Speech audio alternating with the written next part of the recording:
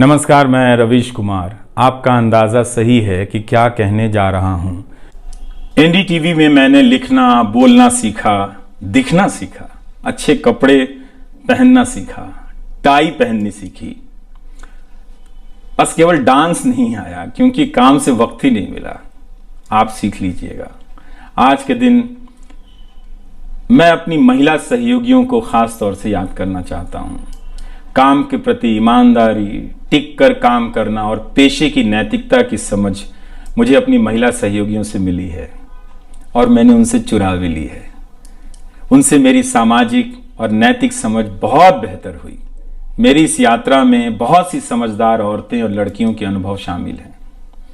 मेरी जीवन साथी का भी, मेरी बेटियों का भी, मेरे सास ससुर ने बहुत साथ दिया ताकि मैं बाहर जाकर रिपोर्ट कर सकूं। मेरी माँ, मेरी भाभी, मेरे परिवार के सदस्यों ने भी ठठेरे की तरह सब ने पीट पीट कर पीतल से बर्तन बना दिया। ये मैं इसलिए भी रेखांकित कर रहा हूं कि पत्रकारिता के पेशे में मर्द ही नहीं, मर्दवादियों का कब्जा है। उनकी आक्रामकता के बीच कई बार दम घुटता था। इतनी आक्रामकता के बीच आप रचनात्मक हो ही नहीं सकते, संवेदनशीलता आ ही नहीं सकती। इस पेशे में तमाम महिला सहयोगियों ने मुझे मर्दों की आक्रामकता से बचा लिया।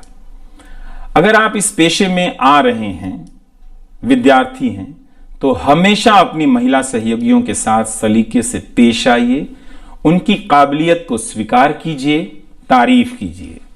प्राइम टाइम के वक्त अक्सर कहा करता था, मुझे काम करने दो, 9 तो 9 बजे ही बजते हैं।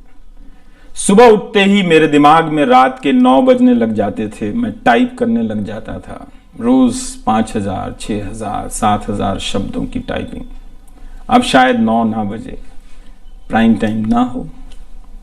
मुझे पता नहीं था, पता नहीं है कि अब 9 बजे क्या करूंगा। मुझे टीवी से बहुत प्यार है। इस माध्यम से दिल लग गया था। शायद इसी वजह से दिल टूट रहा है। वो लाल माइक याद आता रहेगा। अब वो लाल माइक नहीं होगा। मैं जानता हूं कि आप दर्शकों की आदतों में मैं शामिल हो गया हूं। आप काफी तकलीफ में थे कि मेरा क्या होगा, मैं क्या करूंगा, मैं प्राइम टाइम क्यों नहीं कर रहा हूं। मुझे लगा कि चुपचाप किनारे हो जाना चाहिए। धीरे धीरे मेरे नहीं होने की आदत आपको डाल देनी चाहिए। इसलिए कई दिनों से प्राइम टाइम नहीं कर रहा था ताकि आप मुझे कुछ भूल सकें। मगर आप हैं, मानते ही नहीं। हर रात 9 बजे के बाद मैसेज करने लग जाते हैं कि कहाँ हो, बीमार तो नहीं हो, सब ठीक तो है, एनडीटीवी में क्या चल रहा है, आप अच्छे हैं। तो भारत का मीडिया स्पेस बदल चुका है।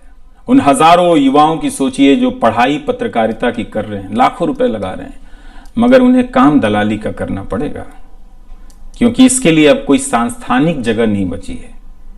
इसी के बीच जो आने वाले पत्रकार हैं, जो इस वक्त पत्रकार हैं, सभी को जूझना है। कोई घुट रहा है तो कोई इस पेशे को छोड़ रहा है। कई लोग कहते हैं कि नौकरी की मजबूरी के अलावा पत्रकार बनने की कोई दूसरी शर्त नजर नहीं आती, कोई उत्साह नहीं है। यहां तो जस्टिस तक कह रहे हैं कि जमानत देने पर जजों को टारगेट किए जाने का डर लगता है। जब जज को ही डर लगता है तब फिर इस दौर में यह बोलना भी गुनाह है कि मुझे डर नहीं लगता है। एक डरा हुआ पत्रकार मरा हुआ नागरिक पैदा करता है। इसलिए बोला कीजिए कि हमें डर नहीं लगता है। आप उस देश के नागरिक हैं जिसने नंगे पांव ब्रिटिश साम्राज्य को घुटने पर झुका दिया। कोई कारण नहीं कि मैं आप पर भरोसा ना करूं कि एक दिन आप गोदी मीडिया की इस गुलामी से बाहर आएंगे। आप हमेशा इस गुलामी में नहीं रह सकते। इसकी गुलामी से आपको लड़ना ही पड़ेगा। यह सबकी लड़ाई है। इस लड़ाई के बिना आप दुनिया में सर उठाकर नहीं चल सकते। आपकी यही पहचान होगी कि आजाद देश के गोदी मीडिया के गुलाम हैं। इसके खतरे की गंभीरता को समझिए। कानून की आड़ में अब अधिकार कुचले जा रहे हैं, अभिव्यक्तियों को रौंदा जा रहा है ताकि सारे अवैध काम वैध नजर आए। इस समय मेरे रास्ते निश्चित नहीं हैं, निश्चित हैं तो सिर्फ हौसला है। उसका भी क्या भरोसा, कभी आसमान में होता है कभी पाताल में।